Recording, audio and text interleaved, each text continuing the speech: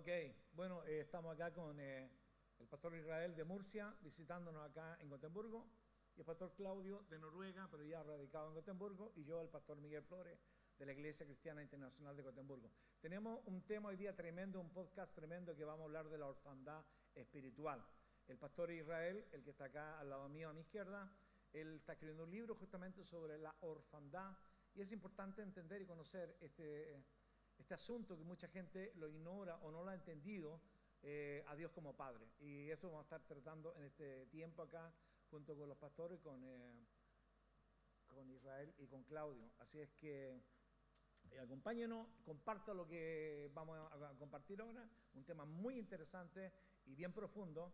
Y no es un sentimiento, no es una desconexión con Dios, sino que lo queremos, no estamos eliminando a Cristo, ni estamos dejando a Cristo afuera, sino que estamos hablando de que Cristo nos vino a mostrar el corazón del Padre, y el Padre se manifiesta en nosotros, y eso nos trae seguridad, nos trae ese apoyo, ese cuidado, esa protección que necesitamos para vivir una vida plena en Dios y en Cristo y en el Espíritu Santo. Así que le hago una pregunta a mi querido amigo Israel, pastor Israel. ¿Qué es la orfandad espiritual, amado? La orfandad espiritual es interesante lo que significa la orfandad, porque no tiene que ver con un demonio cuando hablamos de un espíritu de orfandad, sino que tiene que ver con un patrón mental, una estructura que se ha creado en las personas, en la parte almática. Es una condición del corazón. Para decirlo de una forma fácil, es una forma de sobrevivir, no de vivir. Porque el huérfano no vive, el huérfano sobrevive en esta vida, porque lo que se trata de la orfandad es que uno, a pesar de que existe un Dios, a pesar de que existe un Padre, viven desconectados totalmente de Dios como Padre. Y la humanidad, prácticamente, yo les llamo que son huérfanos, porque viven desconectados de Dios. Y al vivir independientes de Dios, que es lo que la humanidad les incita en esta religión nueva llamada humanismo, les incita a vivir completamente independientes de Dios como Padre. Y eso que crea un vacío existencial y que necesitas llenarlo con mil y una cosas, pero tu vacío sigue estando ahí. Así es, amén. Porque lo que se necesita es el abrazo de papá. Claro. Creo que necesitamos un abrazo. ¿A quién no le gustó recibir un abrazo de papá?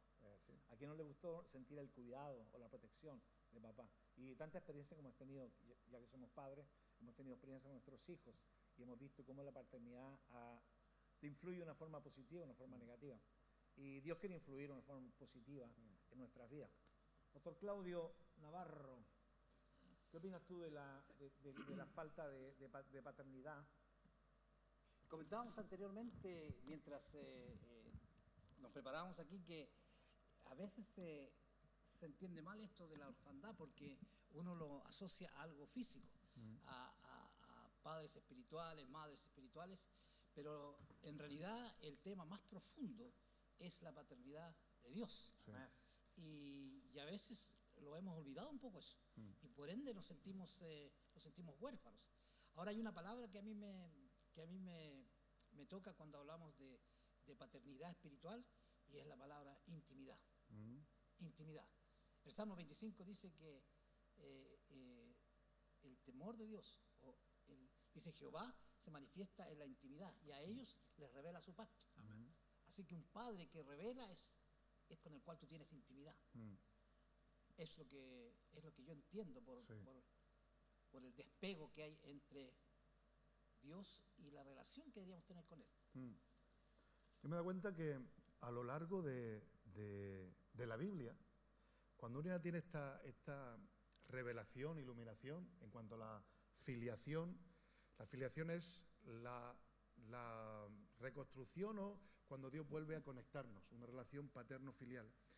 Me he dado cuenta que ahora veo a través de los ojos del Espíritu, desde el Génesis hasta Apocalipsis, y empiezo a ver cómo Dios es un padre, desde Génesis, un padre que ha perdido a sus hijos y empieza a buscarlos para recuperar lo que acabas de decir, Claudio, que es recuperar la intimidad que había en el Edén. En el Edén, Adán escuchaba los pasos de papá venir a casa. O sea, cuando caía la tarde, la Biblia nos intenta revelar un poco de cómo era ese escenario, ¿no? Y yo me imaginaba, y la Biblia lo dice, que al caer la tarde, Dios descendía. Entonces lo que escuchaba Adán eran los pasos de papá llegando a casa. Y era tener una relación con papá, era intimidad. ¿Qué ocurrió? Se perdió esa relación de padre e hijos. ¿Y qué es lo que veo en la Biblia? La lucha de Dios Padre intentando rescatar de nuevo y devolverlos al hogar, a los hijos perdidos. Así es. Yo creo que en el Evangelio de Juan 1:12, cuando nos habla de que, dice, a todos los que le recibieron a Jesús y creyeron en su nombre, Dios les dio poder o potestad de ser hechos hijos de Dios. Yo me acuerdo cuando joven, cuando niño, cuando iba a la escuela, por ejemplo, sucesos que nos sucedían, que había uno que me quería, por ejemplo, me quería golpear o pegar. Y yo le decía, oye, cuidado, que le voy a decir a mi padre. Y mi padre me vino a buscar y mi padre, él es boxeador, inventaba tantas cosas para defenderse, pero siempre ponía a papá como el que te protege, papá el que te cuida. Papá. Yo creo que pasando ese modelo que teníamos desde niño a la parte espiritual y entender que si nuestro Padre fue bueno y nos dio buenas cosas, ¿cuánto más, dice la palabra, nuestro Padre Celestial nos dará, dice, lo que le pidamos, lo que necesitemos? Yo creo que tenemos un mal concepto, mucha mala idea de Dios como alguien que te está mandando, ordenando, criticando, juzgando, poniéndote cantidad de órdenes, mandamientos y peticiones. Pero yo creo que Dios no es el carácter de Dios realmente. Yo creo que el carácter de Dios es amor sobre todas las cosas. Sí. Y Dios nos ama de tal manera que no envió a cualquier persona a pagar el precio por nosotros. Él envió lo mejor que tenía, a su hijo primogénito, a su hijo unigénito, perdón, para que a través de él fuéramos los hijos primogénitos juntamente con Cristo. Entonces, wow, el amor de papá es que no tiene frontera. Y uno queda, yo he quedado abismado, he quedado asombrado de ver ese amor tan intenso, tan grande, que sin merecerlo, que aunque me equivoco, aunque falle, siento que todavía ese amor está ahí cuando yo me vuelvo a él y cuando le pido perdón a él. Israel, ¿qué crees tú lo que nos lleva a las causas de la orfandad? ¿Cuál crees tú que son? Causas de la orfandad. Yo creo que muchas de las vivencias que hemos tenido, voy a ponerte un ejemplo, y voy a ponerle un ejemplo a los que están viendo. Yo no sé si alguno ha visto la película de Michael Jackson. A mí Yo la vi. Me gustó en sí por la figura que era, ¿no? Por la música, los que nos gusta la música. Pero me fui a verla con mi hijo y me llamó tanto la atención que Michael Jackson luchaba o sea, tenía todo. Tenía los millones que uno quiera, las casas que quiera, los coches que quiera. Iba por las tiendas diciendo quiero esto, y comprando lo que quisiera. Pero en el fondo vivía triste, vivía vacío. ¿Por qué? En la película se ve cómo no tuvo un padre de verdad. Era un padre golpeador, era un padre abusivo, era un padre que nunca le dio un abrazo, era un padre que nunca le dijo qué bien lo hiciste, hijo, estoy orgulloso de ti. Nunca le valoró. Y a no recibir la aprobación en su hogar, ni la validación en su casa, ¿eso qué provocó? Que de repente buscara esa satisfacción en las cosas del mundo, en las cosas externas. Entonces yo creo que una de las causas en el mundo, hablando de por qué la gente vive en tanta orfandad, tantos síntomas de orfandad, porque quizá no han tenido una figura paternal en su hogar. Quizá la figura paternal no era un padre malo, pero vivía trabajando, nunca pasa en casa. Ausente. Nunca te dio un abrazo, nunca te dijo, hijo, te quiero, nunca te dijo, qué bien lo has hecho. Y no es que fuera malo, sino que en su cultura aprendieron a hacerlo de esa manera. Yo te cuento mi experiencia, ¿no? Esto para mí ha sido muy revelador y muy sanador, porque yo, los que me conocen saben que soy café con leche. Soy mitad café, mitad leche. Mitad gitano, mitad no gitano. ¿Qué pasa? Que cuando uno nace en la frontera de dos tribus, no perteneces a ninguna. No perteneces ni a una ni a otra. Cuando te acercas a una, no te reciben porque no eres como ellos. Cuando te acercas a la contraria, tampoco te reciben porque no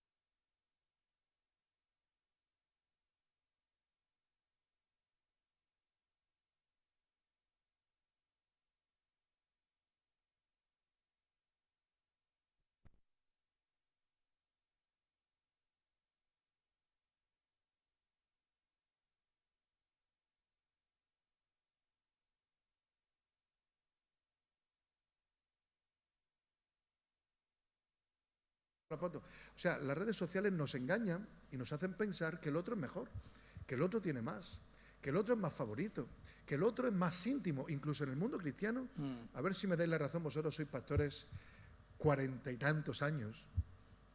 Cuando viene la gente y empezamos a comparar incluso las iglesias. Esa iglesia ha crecido más que la mía.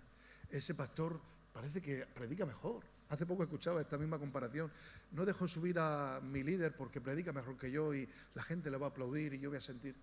O sea, literalmente en el pueblo cristiano y a través de las redes provocan estos síntomas de envidia, de celo y de comparaciones, como alimentar la llama echando ese tipo de cosas. Cuando uno está sano, ves las redes sociales y no te afecta. Te gozas, aplaudes al hermano Claudio que se va a Chile, aplaudes a mi hermano Miguel que se va a Estados Unidos y te alegra por ellos, porque el espíritu de filiación hace que entendamos que somos familia. Amén. Y si mi familia se va a Chile a predicar, me gozo, porque mi padre espiritual está en Chile y me gozo que mi padre espiritual está en Estados Unidos y lo que ellos avanzan en el reino, yo también lo avanzo, porque Amén. Las puertas que ellos abren también se abren para mí.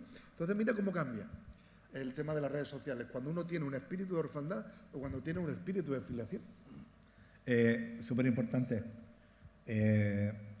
Yo creo que no haber tenido un padre, un ejemplo de un padre que no hubiese entregado seguridad, no hubiese dado ese aliento, que nos diga, vamos, que tú puedes.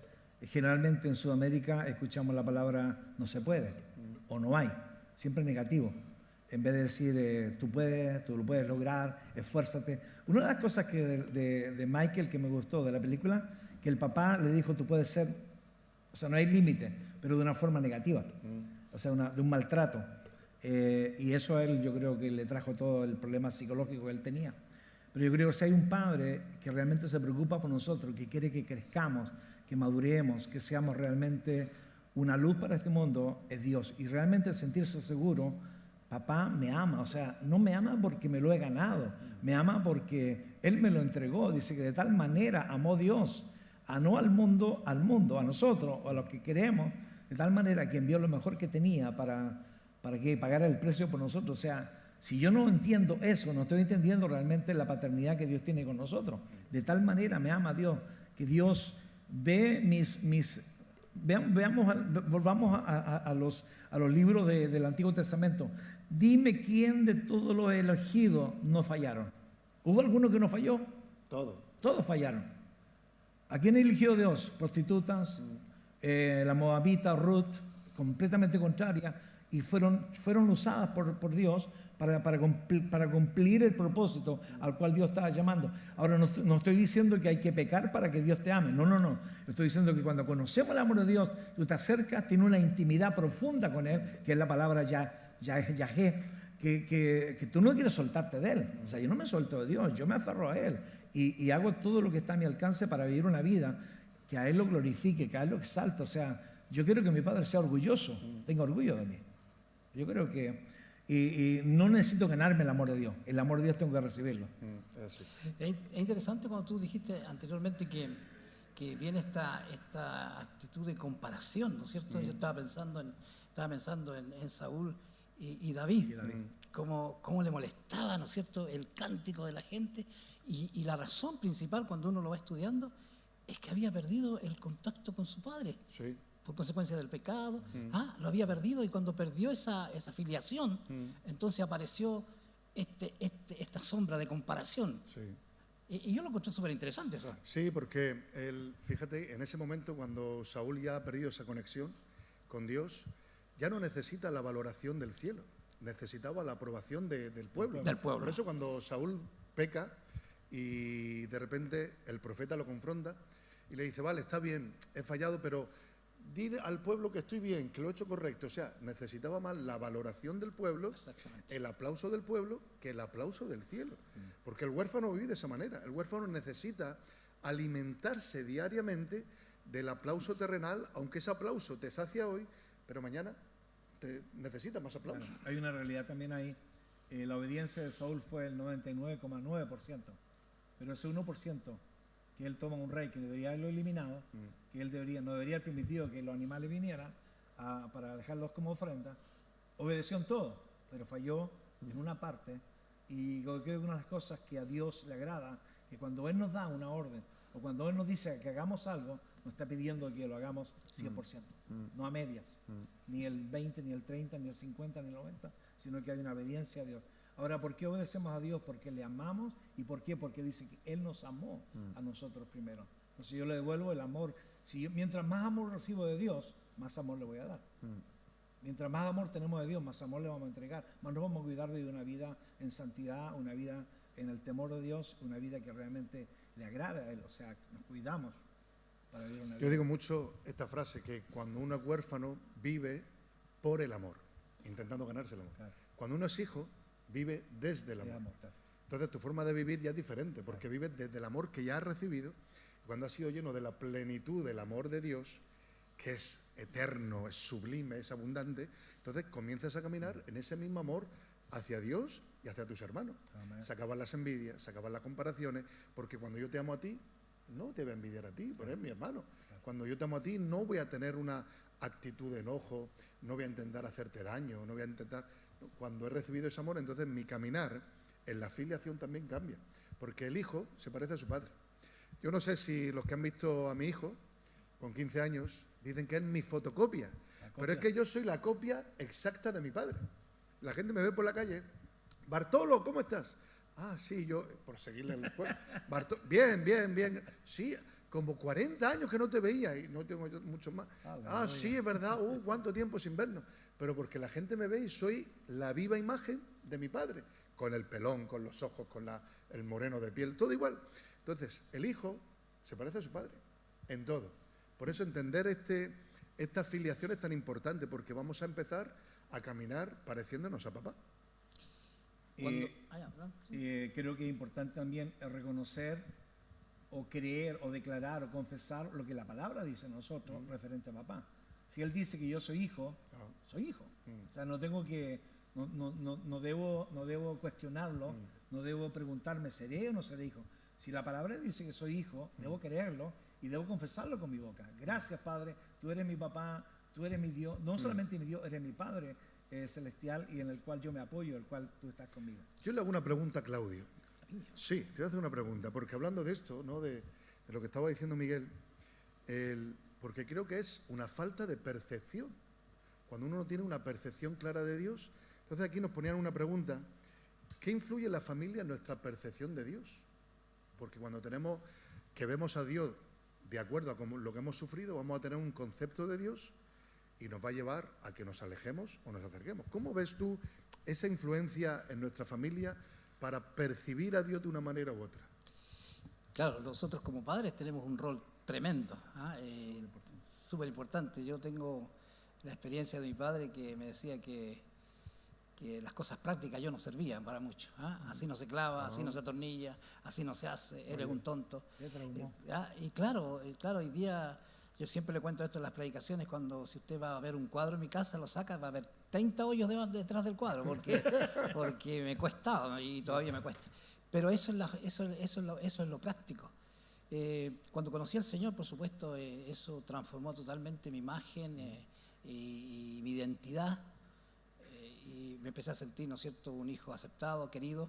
Tenía también complejos porque yo era moreno, lo cuento muchas veces, porque yo era moreno y todos mis amigos eran blancos, ¿no es cierto? Y decía, pucha, hasta que me encontré con la palabra, ¿no es cierto?, que decía: moreno soy, pero codiciable.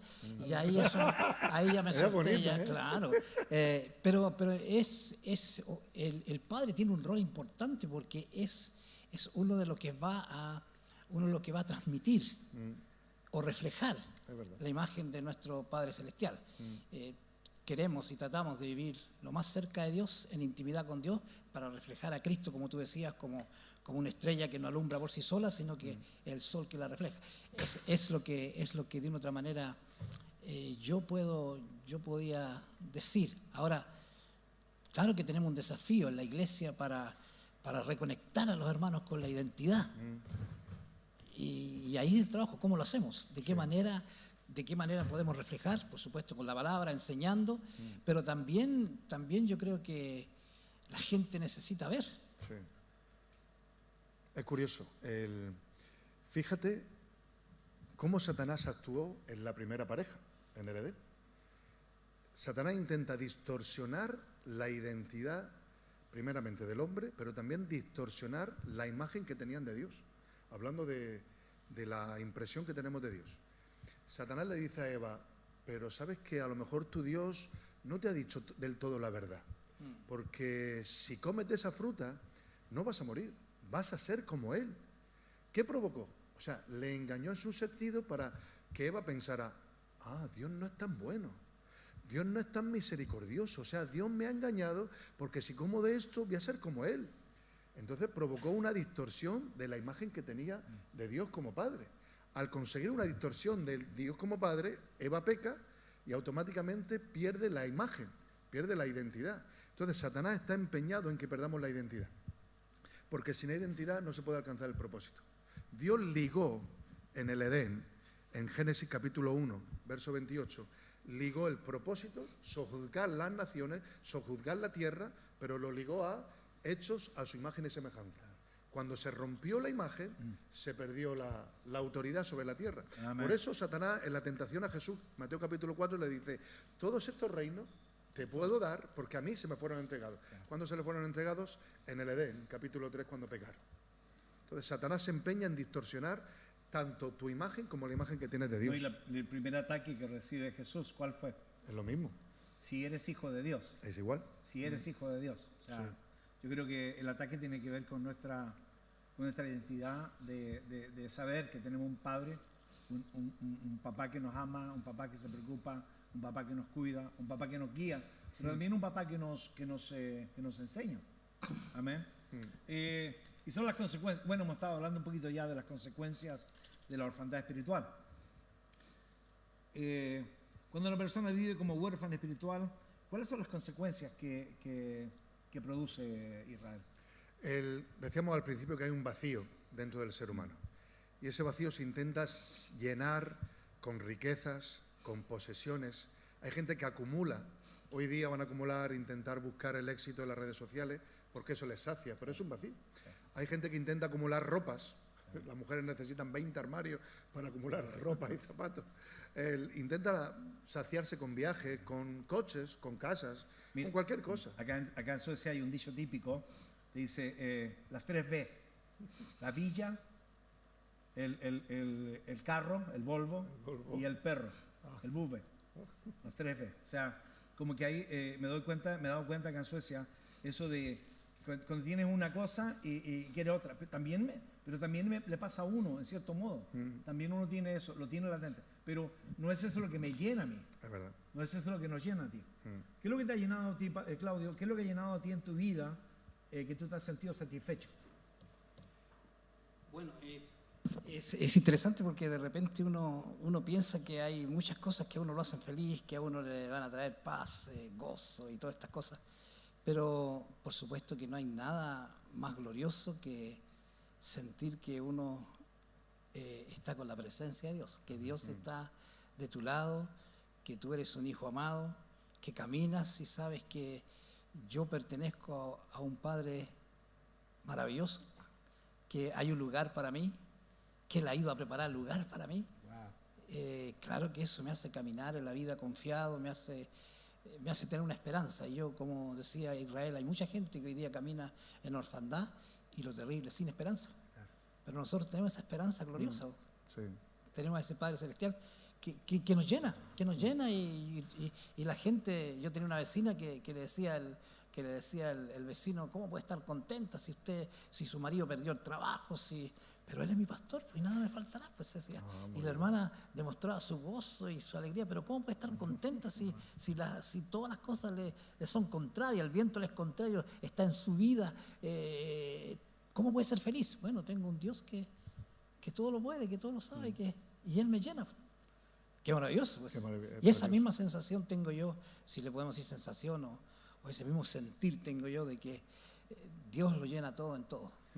Israel, ¿cómo podemos recibir esa sanidad y restauración para poder captar y poder meternos en la mentalidad, en esa revelación, le llamaría yo, de sentirme tengo un papá que me ama, tengo un Dios. ¿Y cómo puedo ser sanado de esas cosas que hemos vivido, tanto Claudio como yo y como tú, de habernos sentido huérfanos quizás en algún área de la vida?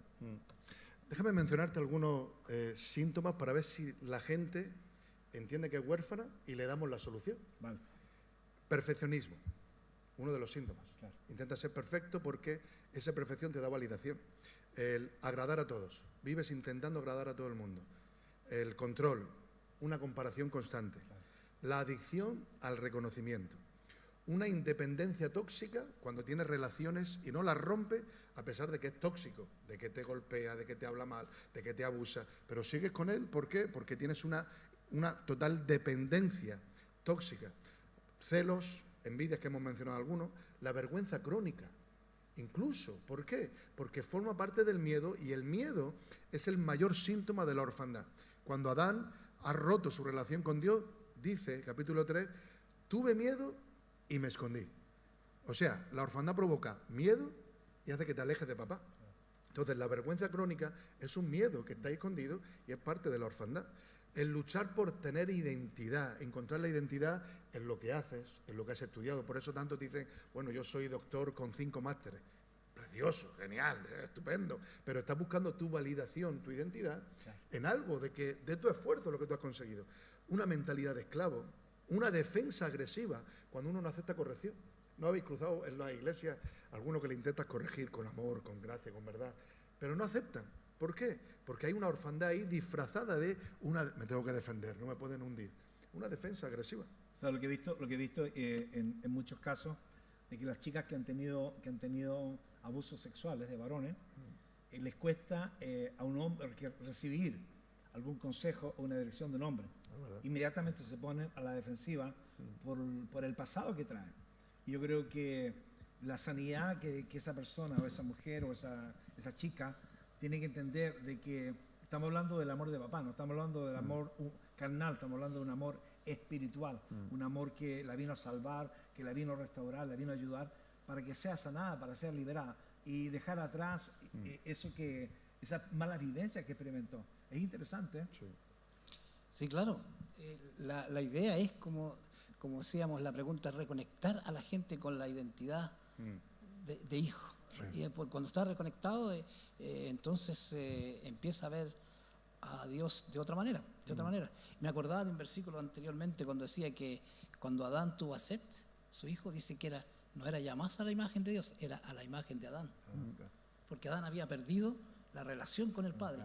Y yo creo que ese rasgo o ese fenómeno arrastran muchos hoy día cuando llegan a nuestra iglesia y la sociedad misma. Eso es. ¿Y cómo sanamos? La humanidad son huérfanos que necesitan volver al Padre. En el libro yo termino en una de las partes hablando de lo que es la revolución de los hijos.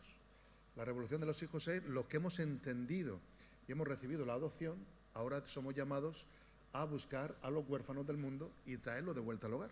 Pero ¿cómo uno se sana? Porque yo veo en las iglesias, y seguro que lo habéis visto 1000 veces, en la iglesia gente que son salvos, que han conocido a Jesús, que han tenido una revelación de la cruz para perdonar pecados, pero siguen arrastrando todos estos síntomas, 1, 2 o 10 síntomas de orfandad.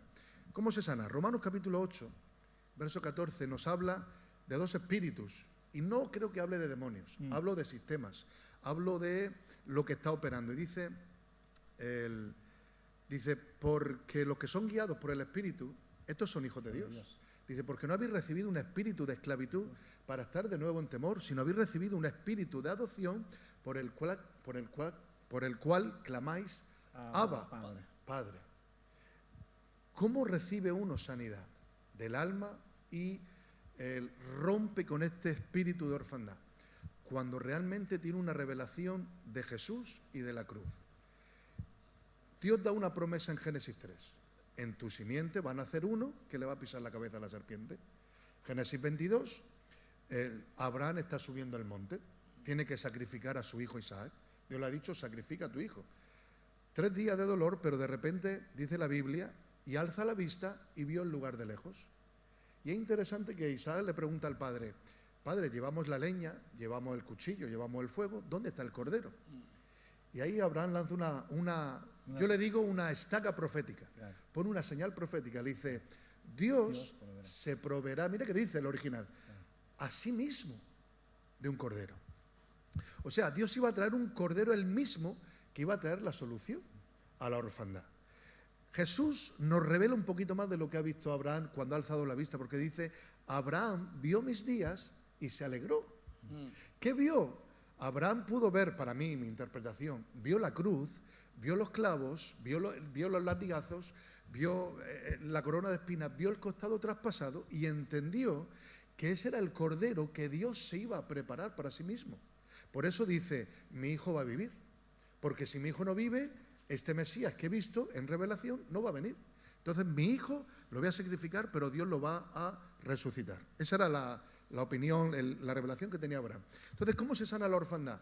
Cuando como Abraham tienes una revelación del cordero. Tienes que mirar a la cruz.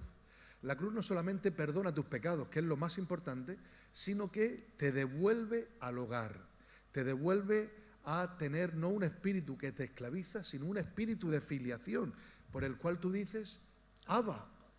Abba es la primera palabra que un niño aprende a decir. Es un balbuceo, va, es la primera palabra. Entonces nos está diciendo el autor de Romanos, Pablo, está diciendo que cuando eres adoptado como hijo, aprendes a hablar a papá en cercanía. Entonces, una revelación de la cruz, que tus pecados son cubiertos, y ahora Jesús te toma de la esclavitud y te lleva al hogar, a los brazos de papá. Creo que un abrazo de papá cambia.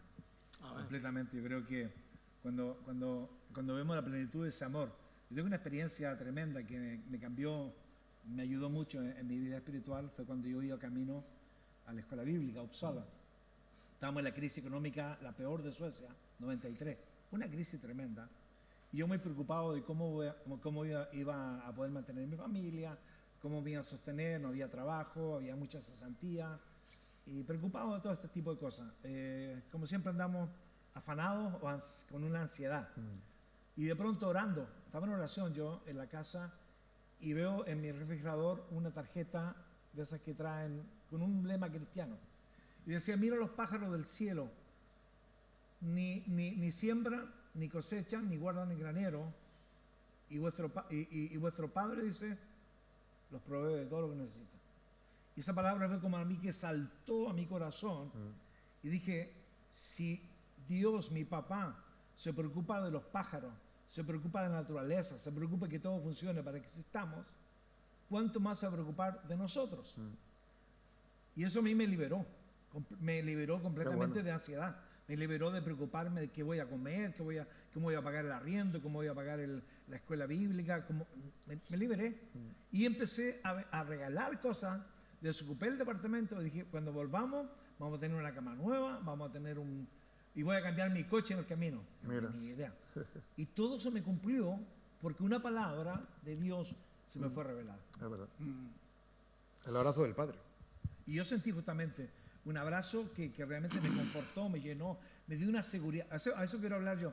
Cuando tú entiendes la seguridad de saber que papá está conmigo, que papá me ama, que papá se preocupa, que papá quiere lo mejor para mí, yo me entrego completamente a él porque sé que estoy en los mejores brazos.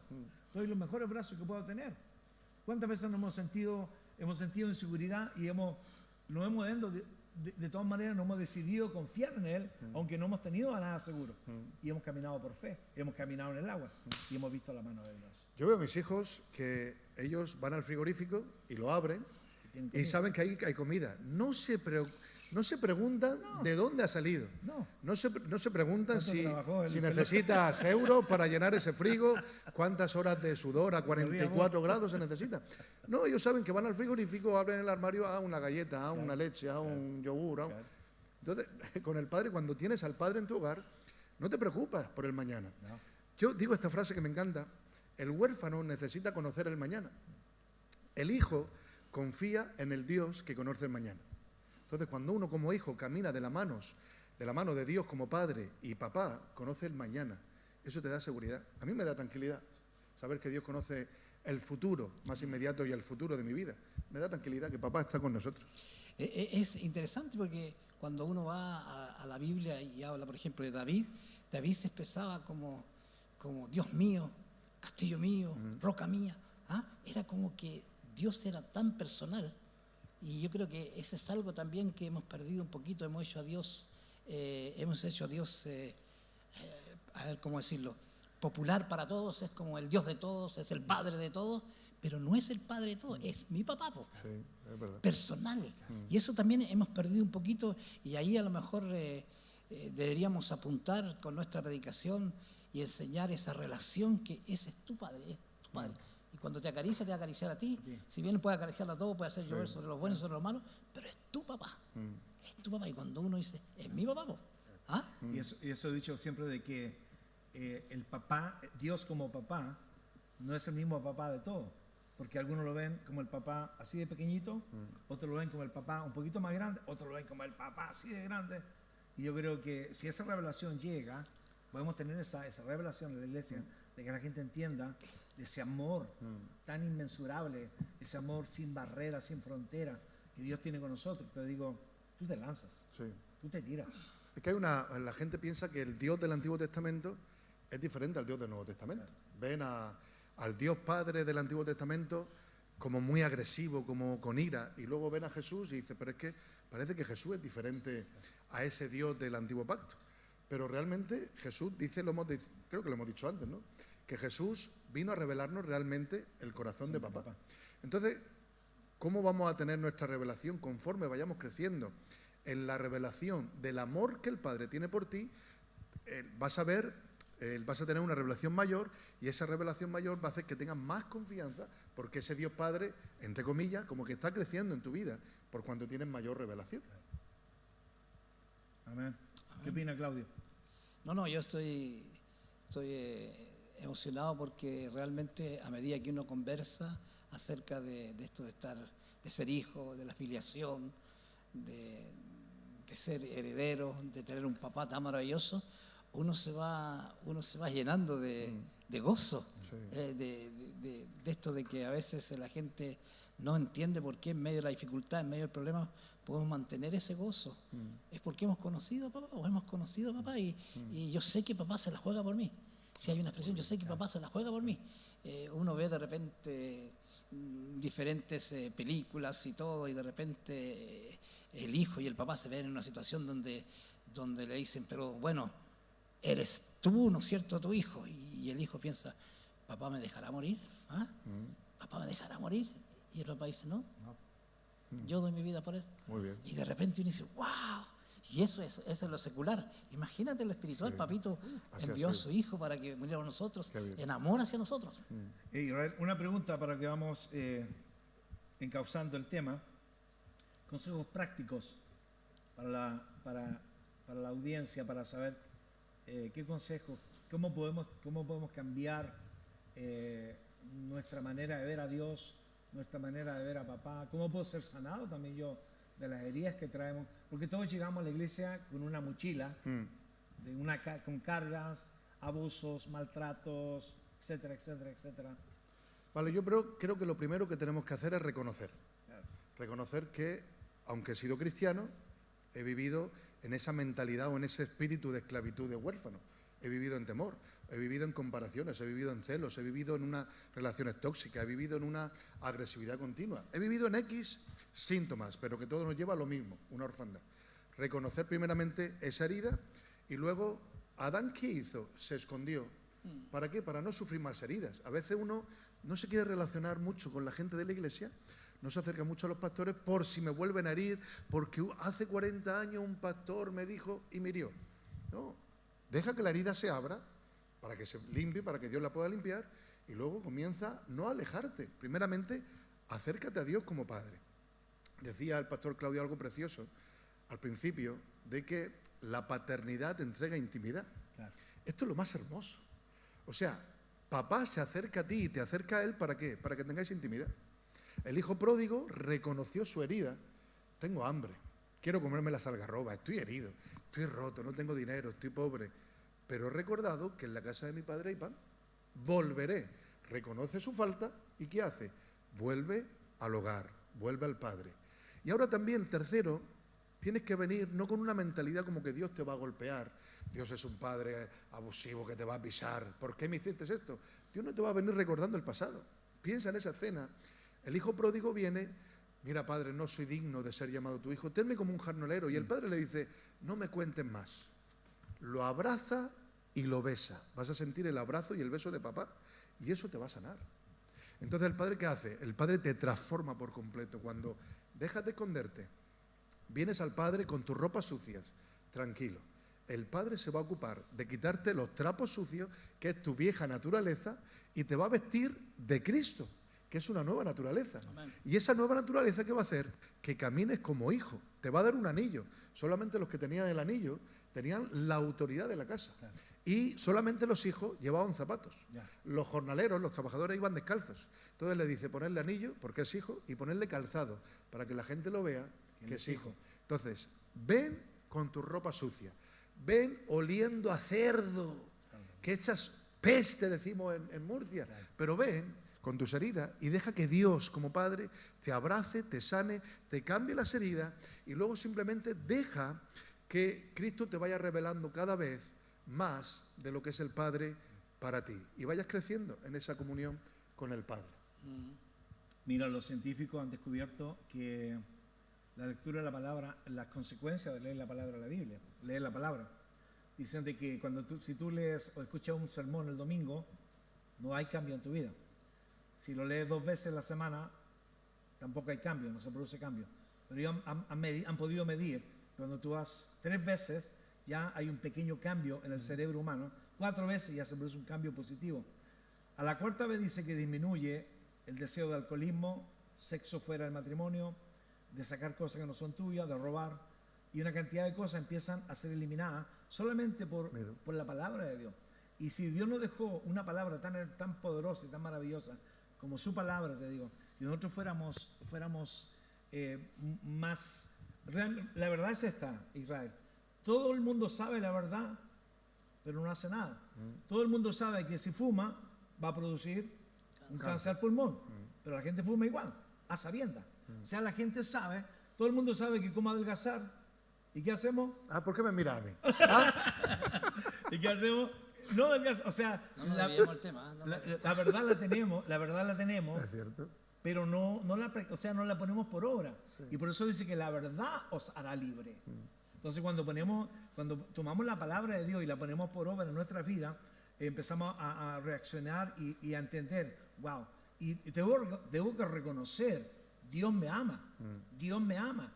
Tengo que hablármelo a mi interior y leer lo que está escrito ahí. Dios me ama, no lo merezco. Dios me ama, no lo merezco. Dios me ama. O sea, al final algo produce en tu cerebro que comienza tú a actuar como que eres un hijo y a creer y a actuar como un hijo de Dios. Yo creo también aquí que recordar que la adopción es un regalo y no un mérito. Claro. Sí. Y eso es importante porque abre una puerta a muchos. Sí. Y cierra también a aquellos que piensan de que tengo que hacer algo para ganarme el cariño. Y bueno, el mejor ejemplo lo tenemos en el del cual tú has predicado, de Lucas 15. A ver, pues, qué interesante. Qué interesante. Y saber que no estás solo, o sea, ¿por qué necesitamos una comunidad? ¿Por qué necesitamos una familia espiritual? Porque ahí es donde recibimos la ayuda, la enseñanza, nos apoyamos, nos unimos, oramos unos por otros, como la palabra nos enseña. Que Dios quería hogar, quería familia. Y esto es familia. Claro. Los hijos de Dios unidos, esto es familia. Claro. Y las familias se apoyan, las familias van creciendo. Por eso es necesario este núcleo, pero que no se quede en este núcleo, sino que Dios quiere que la familia crezca, que eso es lo bonito. Claro. Y hablábamos hoy, ¿no?, acerca de lo que creemos que viene para Europa. Creemos que viene un despertar para Europa. ¿Y qué es un despertar? Que Dios está buscando a los huérfanos para que vuelvan a casa. Pero no conocen el camino de volver a casa, a menos que tú y yo les digamos, el camino es este, el camino es Jesús. Entonces, si no les predicamos, ¿cómo van a creer? Exactamente.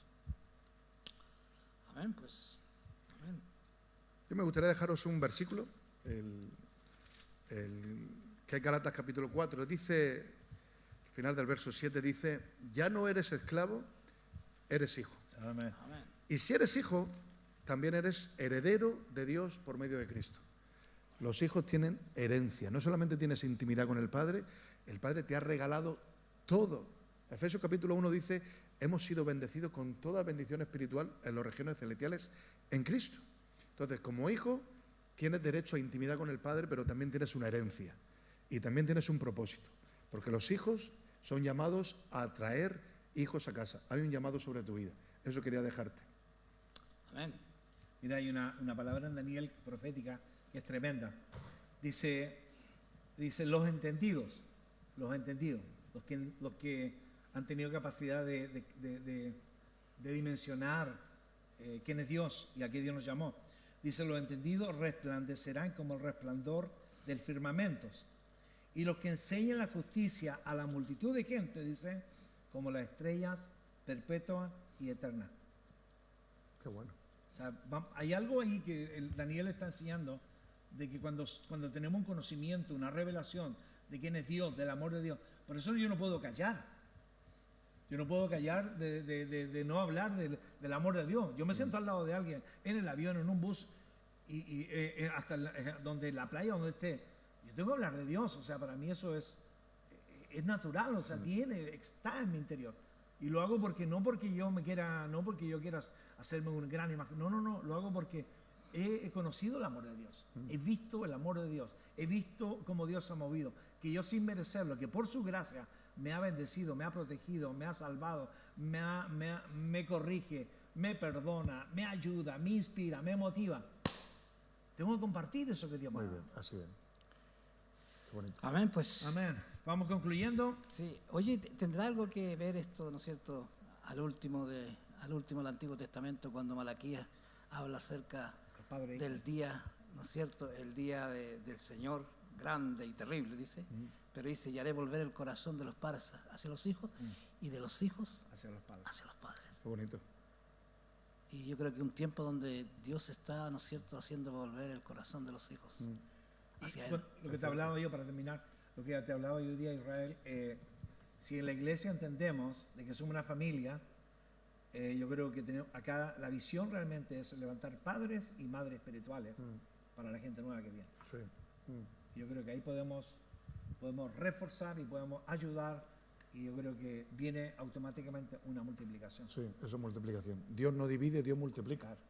El padre, el huérfano piensa que Dios tiene que repartir, dividir el pescadito, y a ti te da un trozo más grande, a él uno más pequeñito, pero Dios no, el reino no es división, el reino es multiplicación. Amén. Toma un pez y lo multiplica.